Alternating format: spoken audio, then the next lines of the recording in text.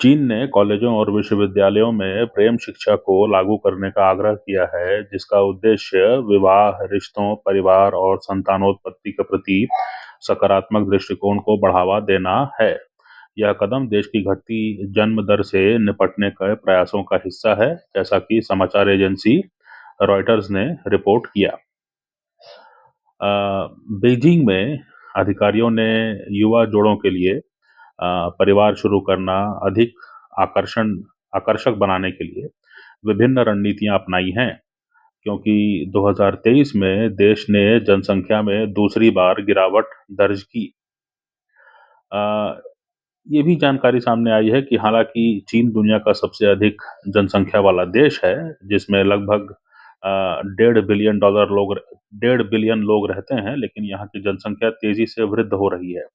यह डेमोग्राफी जो है सरकार के खर्चे पर दबाव डालने और अर्थव्यवस्था पर अतिरिक्त बोझ डालने की संभावना जताता है। अब चाइना पॉपुलेशन न्यूज़ के अनुसार जो कॉलेज छात्र हैं एक महत्वपूर्ण जनसांख्यिकीय समूह का प्रतिनिधित्व करते हैं, जो जनसंख्या की गिरावट को पलटने के लिए महत्वपूर्ण हैं, लेकिन उनके प्रेम और विवाह के प्रति दृष्टिकोण में काफ़ी बदलाव आ चुका है।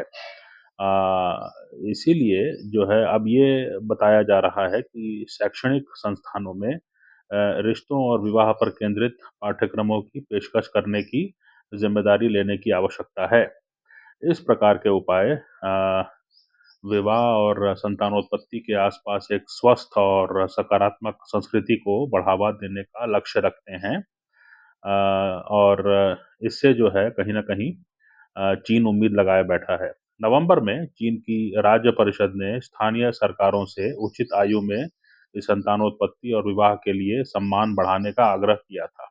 हालांकि विशेषज्ञों का मानना है कि यह पहले युवा पीढ़ियों से जुड़ी नहीं हो सकती। अ, चीन के कॉलेज छात्र रोमांटिक रिश्तों में रुचि नहीं रखते।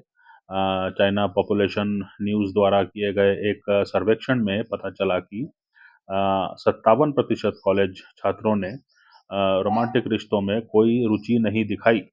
इसका मुख्य कारण रिश्तों के साथ अध्ययन को संतुलित करने में कठिनाई था। रिपोर्ट में यह भी बताया गया कि रिश्तों पर जो है एक व्यापक और वैज्ञानिक शिक्षा की कमी ने कई छात्रों को भावनात्मक संबंधों के बारे में जो है स्पष्ट विचारों से रहित कर दिया है। और इसलिए भी जो विश्वविद्यालय परिसर हैं को इस अंतर को भरने के लिए जूनियर छात्रों को राष्ट्रीय जनसांख्यिकी विवाह पर समकालीन दृष्टिकोण और परिवार नियोजन के जो बारे में शिक्षा देने के लिए प्रोत्साहित किया गया।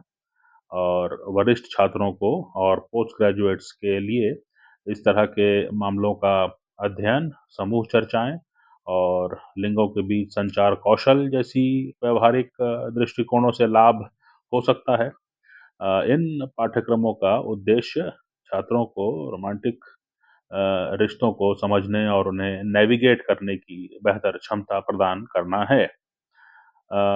चीन की घटती जनसंख्या अ, चीन की जनसंख्या चुनौतियां बदलती सामाजिक प्रवृत्तियों से जटिल हो गई हैं।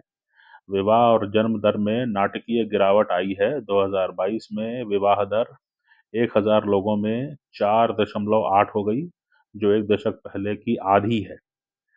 इसी तरह जन्म दर 2022 में 1000 लोगों में 6.77 पर पहुंच गई, जो 1949 में रिकॉर्ड की शुरुआत के बाद से सबसे निचला स्तर था।